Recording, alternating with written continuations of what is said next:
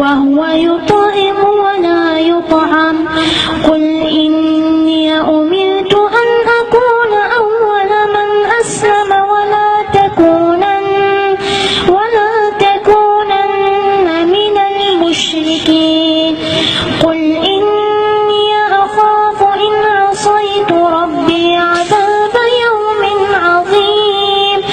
من يصرف عنه يومئذ فقد رحمه وذلك هو